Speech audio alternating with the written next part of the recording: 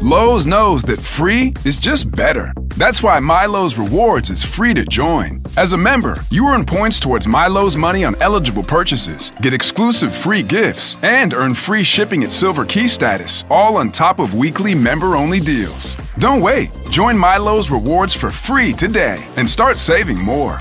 Lowe's, we help, you save. Loyalty program subject to terms and conditions. Details at lowes.com/terms. Subject to change. You know, some people say that Odoo business management software is like fertilizer, the way it promotes growth and all. But other people say Odoo is like a magic beanstalk because it grows with your company and is also magically affordable. And there's some people who would even say Odoo's individual software programs come together to build the perfect suite like building blocks. Well, Odoo is all of these things. Fertilizer, magic beanstalk, building blocks for business. So sign up now at odoo.com. ODOO.com. I don't even understand. I thought we said Eli couldn't call meetings anymore. It was less calling a meeting and more like clear and present danger. Yeah, okay, that does make more sense. I'm okay. But I do like the curtain, though. That's nice. Okay, guys, are you watching? I have a great idea to get more patrons. But are you all watching? Come out from the back and tell us. No, it'll ruin the big reveal. All right. So you know how this week is Aleister Crowley, right? Yeah. So I think we should set our next few Patreon goals, and the first level is you get to join my sex cult. Literally nobody is going to do that. This is a terrible dumb idea. Yeah, no, that would lose us patrons. Okay, pin in that first one. Nope. Don't need a pin. The next level I gotta get the pin right back out. Is that I will spy on you. No one's going to do that either, Eli. So like Why a on earth would anyone demonstrably want that? bad thing. Just even hypothetically, we shouldn't even discuss it. The third and last level is that I will spy on you in this demon outfit. Ta-da! That's just... Come on. I can see more than I need to see. What is it even supposed to be? What are you doing? I'm a sexy demon. No. It's my sexy demon. That is so many sizes too small. She said I think you're losing at Baby circulation Bears R to Us. parts of your body right there. Lots and, of you could see it. Parts. Yep, that's intentional. Okay. It's purple. Counter proposal. I do. Not what that means. What if we switch it around? Donate, or we'll have Eli spy on you in this gross outfit. I mean, I think I look cute. I don't know if we took a vote I crunched the numbers, and it looks like it could double our Patreon if we did that. Jesus. Hold on, let me see your chart there. No, he's Okay. right. Like, I would personally give, I don't know, I would give all my money to stop this. That's true. Right. He painted it red, so yeah. Nope. Again, that's a blood flow thing. There's no paint. All right, this is a great plan, Cecil. But what can we do? You know? Well, okay, all right, I get it. If we don't meet a certain level, I could cook them dinner. Mm-hmm. I could date him, maybe. Oh my God, this is brilliant. Like, what I could do is maybe I could adopt them and raise them as one of my brood. Oh, That's perfect. actually Nobody perfect. would want that. No. Well, what could I do? You. Well, you could. Oof. What is Cecil? What does Cecil Kind of do? doesn't even have a terrible thing. Well, what about my sword stuff? Nah, that's kind of cool. I like. Yeah, right? Like, swords. have you seen the videos where he's dueling? That's I know he's good at the pretty stabbing. awesome. What Swords about are great. What about jogging though? No, oh, sure. Now it's your thing. You're going to jog them? I don't know. Well, I guess all that's left is if they don't donate, I could show them the pictures Eli texted my phone. Ugh, I had to get Let me see. like this. Hold on, this one. Jesus Christ, get it away! Really? Why did you keep that? That'll do it. How did you even position the camera for that? Carefully, Heath. Carefully. Obviously not that carefully. Does it have an honor box on it? Because I think it needs one with that. That's not life proof, right? That is not life proof.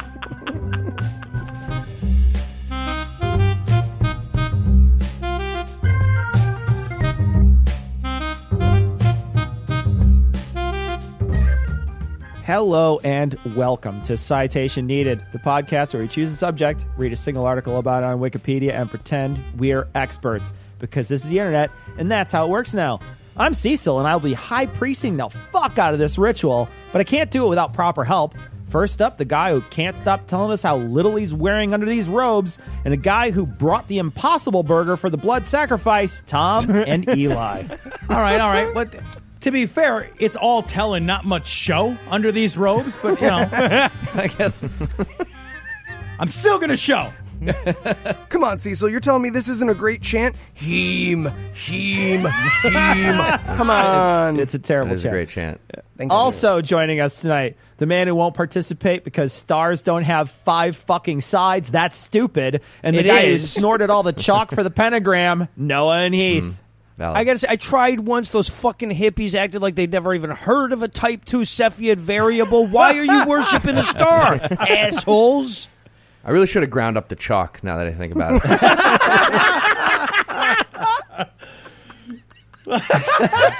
It hurts. It's like one of those there. magic You know what tricks they where you say shove about it up so it Hindsight. comes out the nose. But you know when you get that drip, it's like a really serious vert. Anyway, go ahead. Patrons, if we don't sacrifice 5 pounds of ribeye, a carton of cigarettes, a case of scotch, a case of bourbon, and a small glass of tepid tomato juice to the gods of this show, it's never going to happen. So thanks for your support. And if you'd like to get us a blood. case of Bland's bourbon or a glass of tomato juice, stick around to the end of the show and find out how. Can I vote bourbon? And with that out of the way, tell us, Tom, what person, place, thing, concept, phenomenon, or event will we be talking about today? All right, today we will be talking about an English occultist, ceremonial magician, poet, painter, novelist, and mountaineer? Aleister Crowley. What? Yeah, I don't. That's Mountain- one of these things okay. is not like the other so hard. All right. He briefly had some world records there, I do believe. Okay, so Eli, you read a few words. Are you ready to tell us about this guy? It depends, Cecil. Art thou ready for the truth? Let me rephrase. You are about to fabricate a story and embellish the rest. We all can't wait. So who was Aleister Crowley? Well, thank you for asking, Cecil, because if boring old Tom or Noah were doing this essay, they'd tell you he was a man with too much money and probably too little sanity. If Heath were doing the essay, it would be about his dick or racism. I don't know. But yeah, luckily, I'm doing the essay. So either he was a high mage warrior poet and prophet of Thoth sent to usher in the Aeon of Horus, or he was an incredibly effective international spy, or both. Thank If you. you learned one thing today, Cecil, it will be that it can always be both. With Aleister Crowley. Wait a minute. I just want to backtrack. Is this not going to be about his dick at all? Because I don't want to. Oh, no. No. We can make about whatever we want, Tom. And I, for one, would love to know about how to astrally project a penis. I don't know if everybody else is curious intellectually, but I am. Did you say high mage warrior poet? That's like a terrible multi-class. They have a low saving throw. That's phenomenal. Oh, that's great. Deep cut. All right. But first, But that's not a deep cut if he makes his saving throw. all right. But first, a word about spies. When we imagine a spy, we tend to picture James Bond or Ethan Hunt. Eli is speaking for 1/5 of the podcast. But history shows us that A far lot of more us often, picture them with pants on, though, Eli. That's a big difference. Like I'm. All right, Pants are- note okay. taken.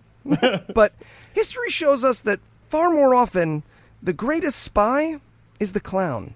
Still speaking for that same 5th. Want to overturn democracy in your biggest rival? Rig an election for a game show host. Want to get away with experiments on torture? Buy all the acid in the world and say you're trying to turn people psychic. Clowns make great spies because they're so obvious, which makes them the last person you'd expect.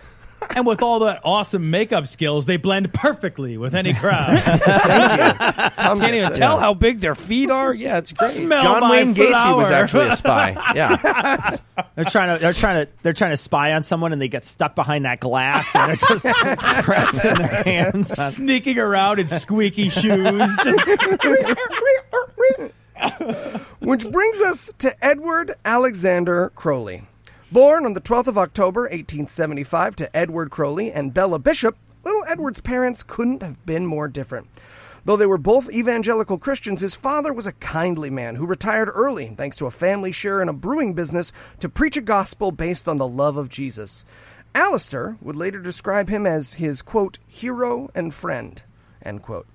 His mother, on the other hand, was not a fan of Little E. She resented Aleister, even while she was still pregnant with him, and she blamed her morning sickness on her husband's trade in demonic spirits, and nicknamed Aleister, almost from birth, the Beast, a nickname he would come to relish. Hold on. Trade in demonic spirits? I had no idea you could trade demonic spirits. Suddenly Pokemon makes more sense to me. I'm way more interested. Wikipedia mentions that Crowley had a baby sister who died when Crowley was 5, and that's true, but that's not the whole story. While the baby probably died of sudden infant death syndrome or existing in 1875, the story or not Aleister... existing anymore in 1875. Yeah, exactly. So the story Aleister's mother told, and that he carried his entire life, was that the night before his sister died, as he was being put to bed, 5-year-old Aleister's mother asked him what he had prayed for, and he answered her that he prayed that the baby died. Now, whether that story is true or not, or Aleister made it up, or his mother made it up, Aleister's mother blamed him and insisted he be sent off to a Christian boarding school. Yeah, I mean, that's what he prayed for every night, but still. It's bound to happen eventually. It's pretty funny. You're right. This is like Wednesday Addams' origin story. Or Jean Benet. There we are. Fantastic. So the school he was sent to was run by Reverend Henry d'Arcy Champagny, who Crowley considered a vicious sadist. Crowley was beaten, put in solitary confinement, and possibly sexually abused for his wild and energetic, childlike behavior. That'll cure you of it right away. That's going to cure you of it. No worries. Well, you won't be as energetic. Beaten, solitary, confined, sexual. That's just considered a sadist? Like, that's just a sadist. Yeah, we can get rid of considered. In school, Crowley was told that he was evil and demonic for asking about inconsistencies he read in the Bible, until at the age of 11, at least according to Crowley, he was convinced. After a lifetime of adults telling him he was evil, satanic, and that he had magic powers, he wished revenge on the parent who'd sent him here, and missed. His father, not his mother, died months later of tongue cancer.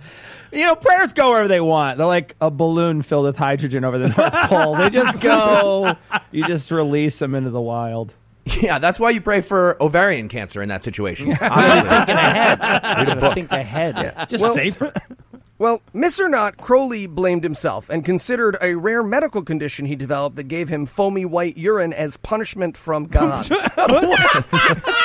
God sends really cryptic messages. Wait, what's this foamy urine about? The condition is called cancer. omarashi. Yeah. Now, luckily for Aleister, that condition also got him out of school. He enrolled in 2 colleges, but dropped out quickly. Aleister had inherited a third of his father's fortune and was way more interested in, smoking, masturbating, and prostitutes from whom he contracted gonorrhea. Heath gets it. Okay. Heath doesn't smoke. Thank you. Exactly. Aleister's also super frustrated, too, because he had this golden shower fetish, but all he could piss out was silly string. So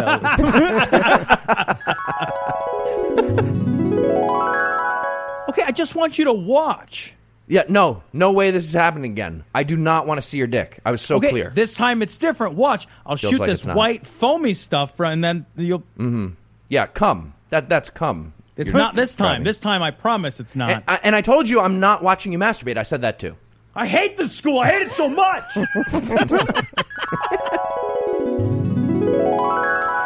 However, college did teach Aleister a love of poetry, a love of chess, and mountain climbing. In 1894, he climbed Beachy Head before visiting the Alps and joined the Scottish Mountaineering Club. The next year, he returned to the Bernese Alps, climbing the Eiger, Trift, Jungfrau, Monk, and Wetterhorn. Not gonna lie, I do not know if those are mountains or prostitutes. Definitely not clear. why not both, right? Is that the... You can Theme call of the them whatever essay? you want. Yeah. That's part of the transaction. It's fine. For this name tag. I was actually going to major in mountain climbing, but the job market is more crowded than the summit of Everest at this point. They're all dead up there. They are. In 1895, Deserve at the it. age of 20, Aleister enrolled in Trinity College. Idiots. They do deserve it. Thank Absolutely. you. And he Don't changed go his there. name. Yep. Easiest way to not die climbing a mountain. Don't climb Next a mountain. episode. Don't go to the one you die on. Yeah. Here it comes. At Trinity College, he majored in English literature, even though it wasn't in the college's curriculum.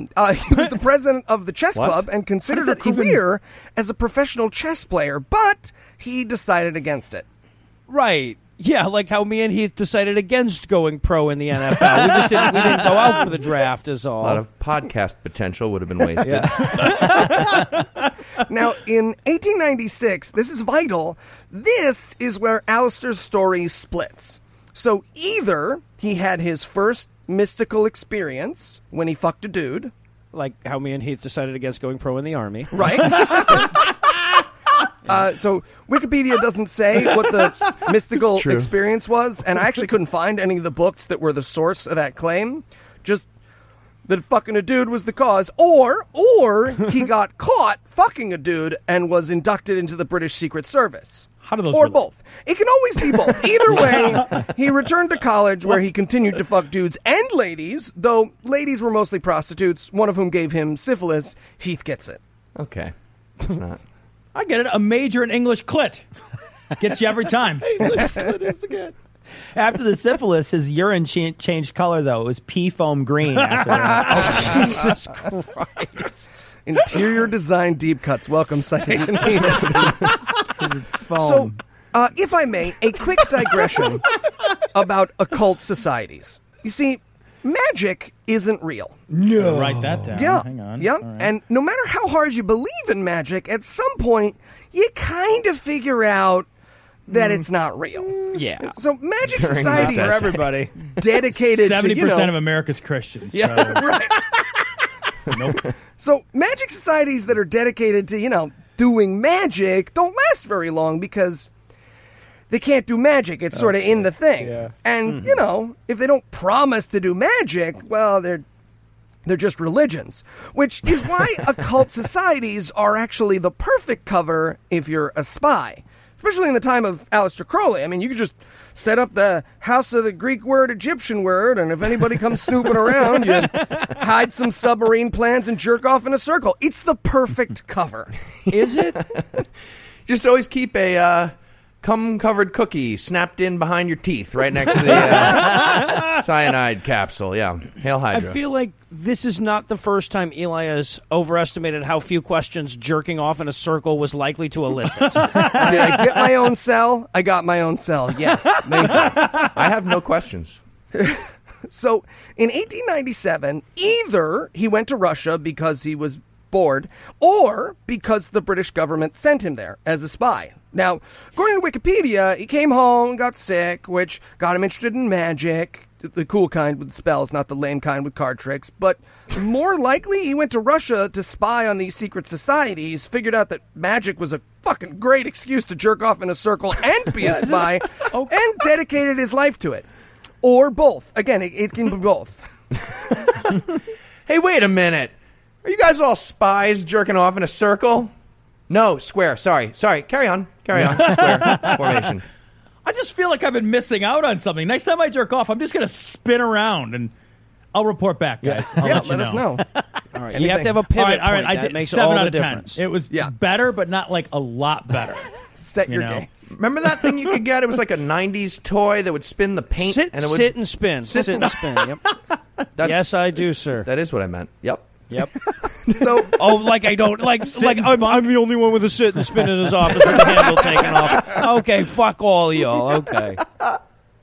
So either way, he's back home, and he realizes the, futility of human endeavor, like you do, and he dedicates himself to the occult. He buys some magic books, he publishes some poetry, writes some erotic poems, drops out of school, and, like you do, joins the Hermetic Order of the Golden Dawn, which, for those of you who are unfamiliar, is a more magic-focused offshoot of the Masons. I actually wrote an erotic magic trick book called How to Cup the Balls. Now, again, Is that a maybe long he joined... book? I didn't feel like one diagram's got over that real covered. fast. Like, It's over before you know it. More whole of a book is pamphlet. figure 1A. What the fuck? Like, just It's Now- crazy when you pull the cup out and the balls are really huge. Like, it's crazy. That's the best part. Yeah, The gives a whole pop-up new version meaning of this to book is amazing. gives a whole new meaning to final load. Now, again, maybe he joined the Golden Order of the Hermetic Dawn or whatever it's called because he wanted to. Maybe he joined because he was still working as a spy for the British government. But either way, he joins this group and starts doing magic full time. And he invites this senior member of the Golden Dawn, Alan Bennett, to move in with him, where he learns ceremonial magic, the ritual use of drugs, and, of course, how to summon demons. Cool. So he learned how to use drugs, and how to use drugs. Jesus. I'm just glad he went full time. Like, you don't go full time, you're never getting fucking anywhere in the demon game. You think some mascot from the depths of hell is going to be the earthly slave of some part-time candle jockey? Exactly. Fuck that. Go big or go home. Exactly. So it's at this point that he publishes Jezebel and Other Tragic Poems, Tales of Archaeus, Songs of the Spirit, Appeal to the American Republic, and Jephthah, which are good. If you like I those could listen to Eli say kind that of all things. day. Thank you. Jephthah. Finally had that stroke. Sounds like Sylvester. And those are good if you like those kind of things. Anyways, he gains some critical acclaim, as well as catching the eye of the head of the Golden Dawn, Samuel Liddell McGregor Mathers. Okay, to be clear, they are not good no matter how much you are into that kind of... Again, 1/5 of the podcast. They're not, no. Now, either under the instruction of the British government or because he wanted to be a more powerful wizard, Crowley quickly rises through the ranks of the Golden Dawn and asks Mathers if he can enter the group's secret, super powerful Second Order.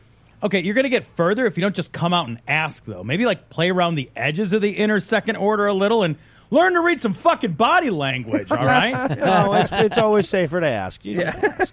So the other members of the Golden Dawn, especially the ones in the Second Order, they don't like that. One, because he doesn't even go here. And two, way too many of his spells involve fucking dudes. Yeah. First, you stick your dick in my ass.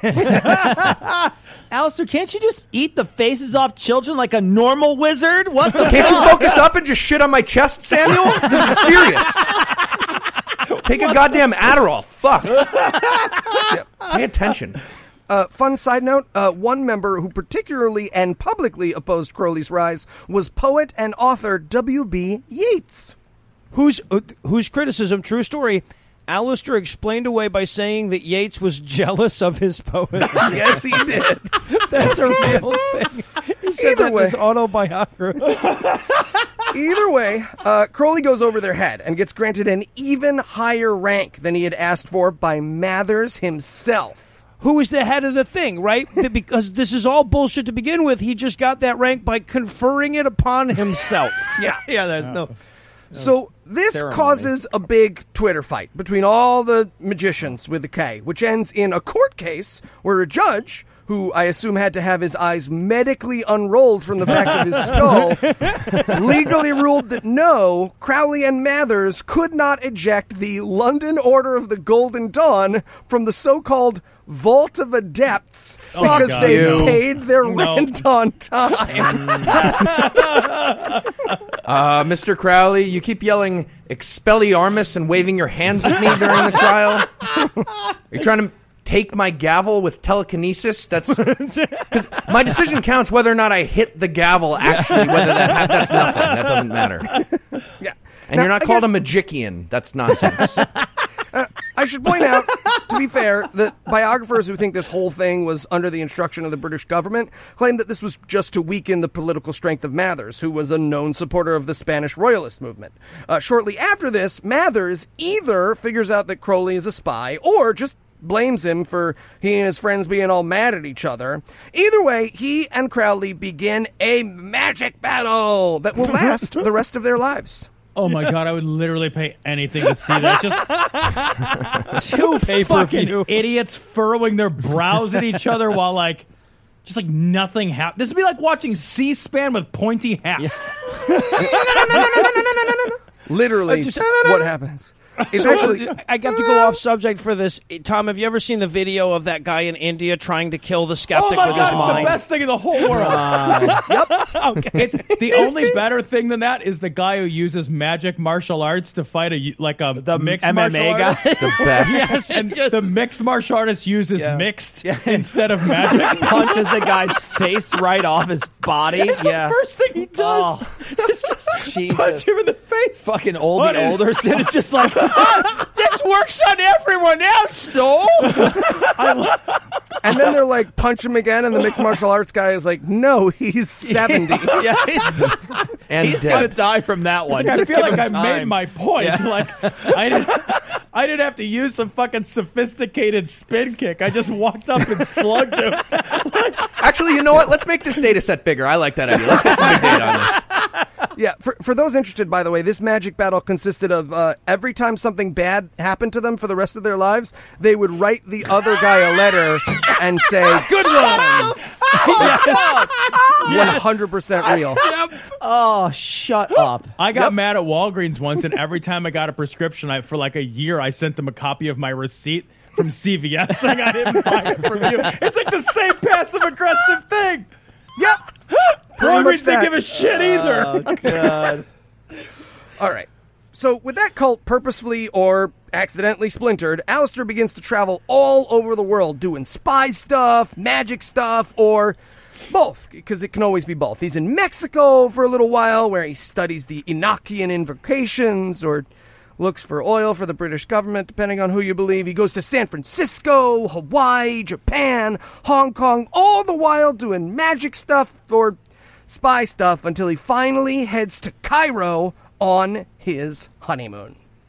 Okay, so we have a guy that shoots bubble bath out of his dick, trying to push sexual and metaphysical boundaries in the early 20th century. This story is way more interesting than I gave it credit for, probably because Eli is lying. So while I check his work, let's take a break for a little apropos of nothing. I think he might not be lying. He's mostly lying.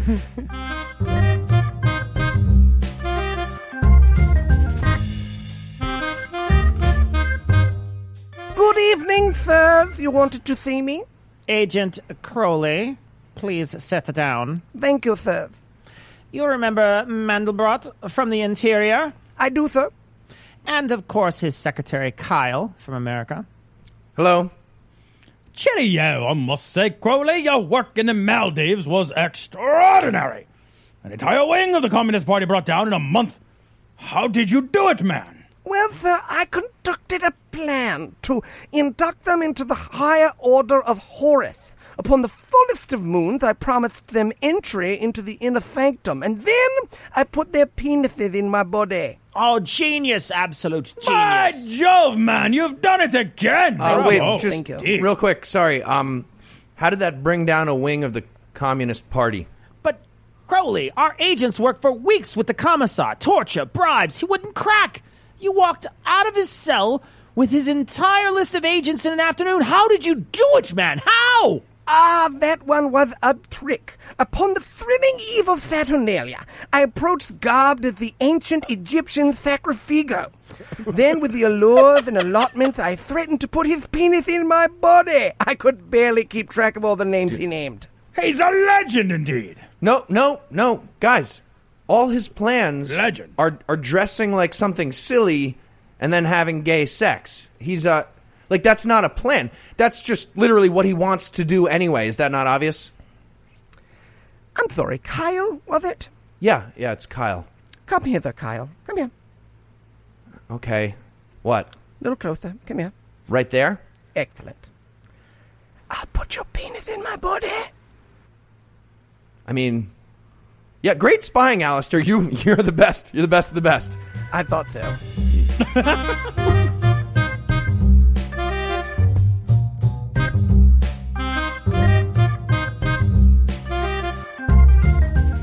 Before we took a break, Eli was telling us about a super magic spy, Aleister Crowley. He got married and went to Egypt to celebrate. What happened next? Right. So it's 1904. Crowley and his wife claim to be a prince and princess, like you do, and they set their place up like an ancient Egyptian temple so that Crowley could study Islamic mysticism What? and Arabic. You could do that. be a spy. Related. Yeah, you don't need an Egyptian temple. How is that helpful? Just Yeah, like right? the evil bad guy spies are walking past his place. They're like, hey, let me ask you something, spy partner. Does that house look like it might have a British spy in it that we're trying to get? Wait, which one? The white one on the corner there? No. No. Do you see right next to that one? There's the Yeah. stone pyramid that says, like in big painting, it says unmarked pyramid on the side. I see that. Yeah. No, that's probably just a Muslim warlock. Right. No, cool. No, you're right. Sorry, dumb question. I don't know. You want to call it a day and get into a circle jerk? Get into the circle jerk. Yes. Okay. Yeah! Excellent. I'm already there. Now, at this point, Rose, his wife, starts having visions of the god Horus, because, she's one of those girlfriends. And eventually, Crowley ends up taking some do you date? Mormon-esque dictation from Horus of the one and only Book of Laws. Now, I should say that the Book of Laws is what Crowley's kind of most famous for, and it's really mostly just boring as shit. Suffice it to say, like, 3 ancient gods narrate some incredibly complex and yet unsolved mathematical puzzles, all in order to beckon a new age with the motto, do what thou wilt shall be the whole of the law. It's your classic stuff. Okay, and dumb. people say Trump doesn't read. That sounds modern. Hey, say what you will about the Book of the Law, man, but Mormon-esque. Like, that thing is shorter than a fucking citation needed script. At least you did that, right? It is brief.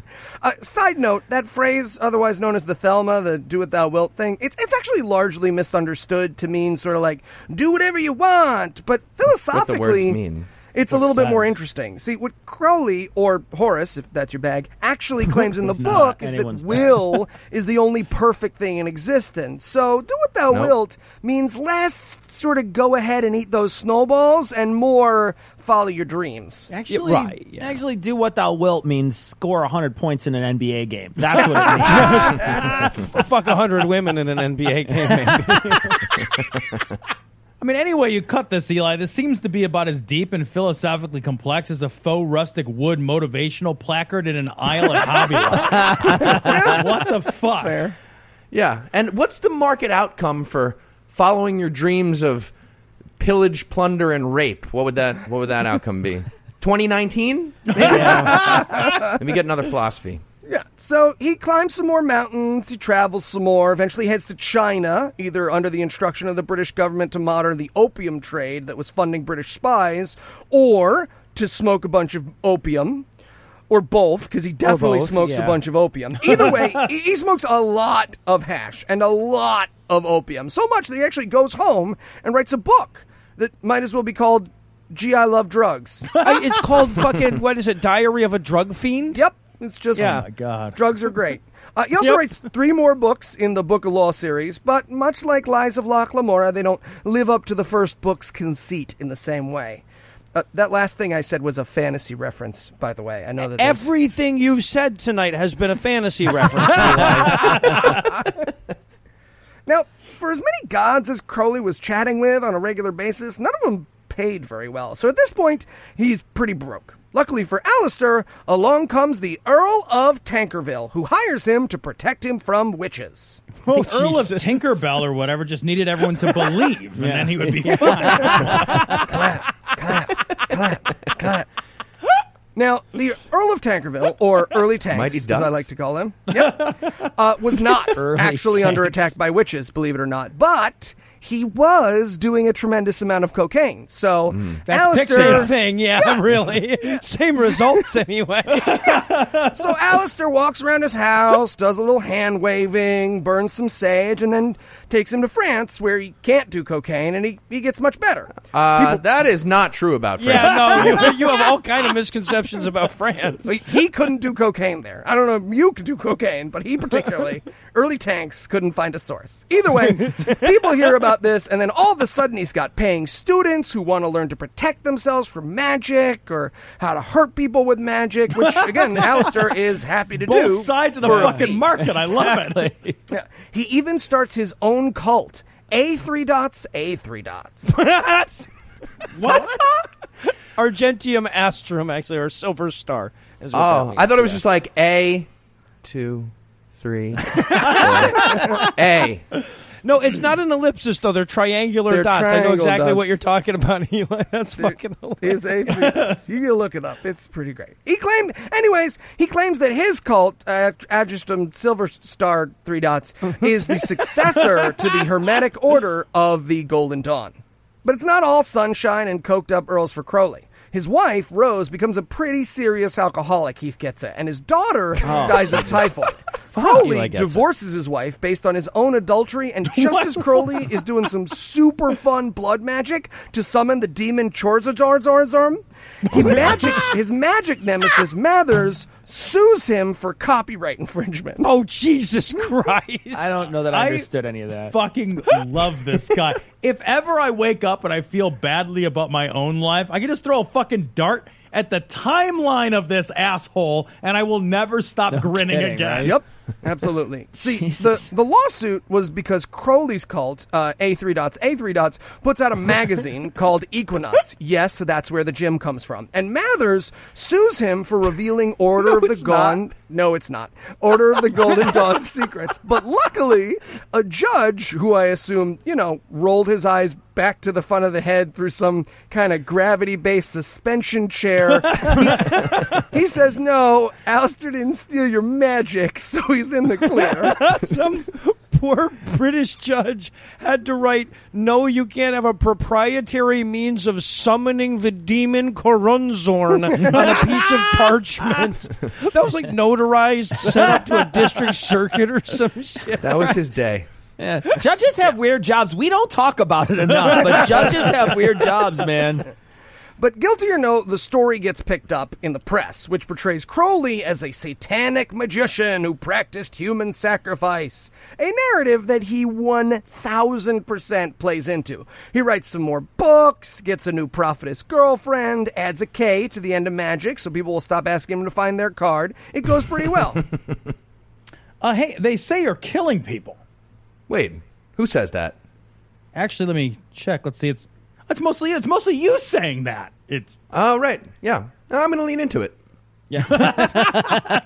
Right. So from there, he's made the, quote, X-degree Supreme Rex and Sovereign Grand Master General of Ireland, Iona, and all the Britons, as well as the head of a couple other cults. And he travels all around those cults, teaching them sex magic.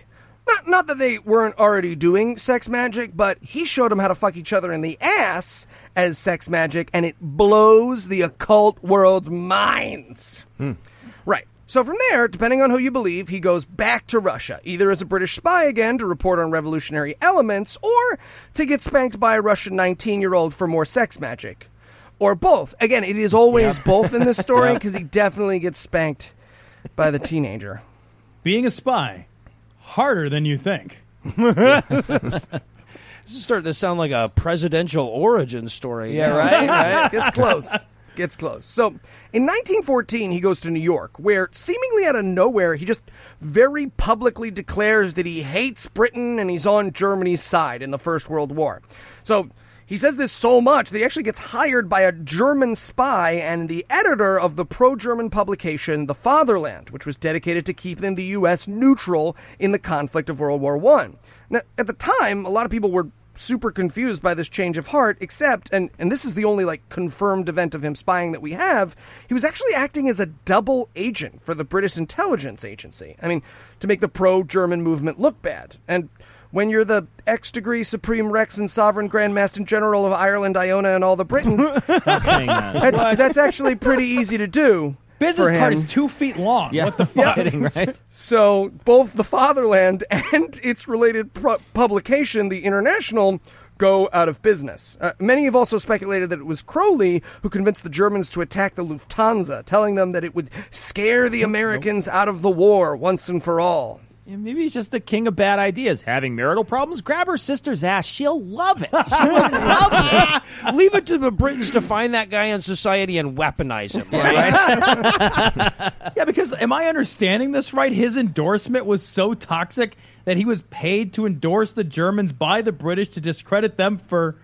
by lending them his support. Yeah. That's a weird sales pitch. Yeah, right? Okay, you're fucking useless, right? So we're going to need... All right. Yeah. Spoiler, Aleister Crowley goes by the name Joe Biden today. He'd be younger. The age man. He's probably more progressive on the busing than Biden. You can go to school wherever you want. I mean, he fucked dudes. He was way more progressive. Yeah. Go to school where thou wilt. Yeah. Want to watch me freak out Tulsi Gabbard? Look at her run. Tulsi, your hair smells like war. That lady's way too into killing. I'm gonna kill and drink some cat blood later in this essay, but she freaks me the fuck out. I'll say it right now. So, in 1920, he moves to Italy, where he founds the Abbey of Thelma. And at first, everything is great at the Abbey. Everyone's fucking each other and worshiping Ra. He writes books and gets addicted to heroin. It's awesome.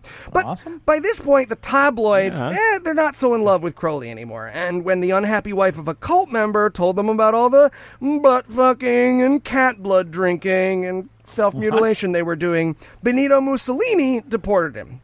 Needless to say, many have speculated that Crowley was actually working for the British government while in Italy, monitoring the fascists, supporting the rebels, but he might also have just been fucking people, doing heroin, drinking cat blood. Or both. It can always be both, because he definitely did the second thing, is what I'm saying. How depraved do you have to be that the Italians are like, all right, enough, huh? We run a clean fascist dictatorship here. You're giving us Italians a bad name. Yeah, right. That's why I believe the cat blood and the mutilation shit. Like, Mussolini would not kick you out for heroin and gay sex. Yeah. That's a bunga bunga party right there. So, in 1930, he moves to Berlin for a while, where, in the greatest publicity stunt ever, he fakes his own death only to reappear at his memorial art show opening. Banksy that shit. That's awesome. Yes. He does. Yeah. He also takes a young communist named Gerald Hamilton under his wing, either because British intelligence wanted him to monitor the communist movement within Britain, or because they weren't fucking each other, or both, because it was definitely the second one. It could be this. Yeah. And British intelligence was like, hey, tell Germany to consider the role of the Jewish population a little bit. That'll keep America out of their business for a while. They will stay away.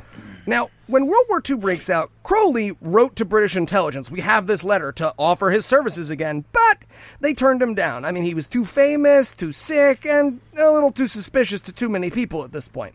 On December 1st, 1947, he died. And despite his hundreds of students and thousands of acolytes, only about a dozen people attended his funeral, and his ashes were buried in Hampton, New Jersey. Oh, my God. What? No great man was ever buried in Jersey. Eli, if you had to summarize what you learned in one sentence, what would it be? Spy or no spy, Aleister Crowley fucked. Are you ready for the quiz?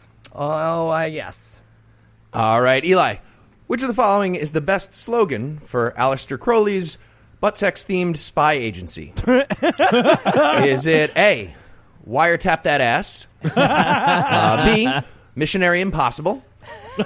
C, for your brown eyes only? That was so good. Or D, Massodomize matters? Oh, I got to give it to D. You got Mossad, you got size matters, you got Sodom. There's a lot. There's so much. A lot going on in there. Layers on layers. Layers is correct. All right, Eli. Aleister Crowley remains an enigma, but his spirit cookbook is a bestseller. What are some of his best recipes? A, his jizzy corn muffins. Oh, God. B, his lemon pepper grilled octopussy. Or C, his gold fingerling potatoes. Fingerling's pretty good.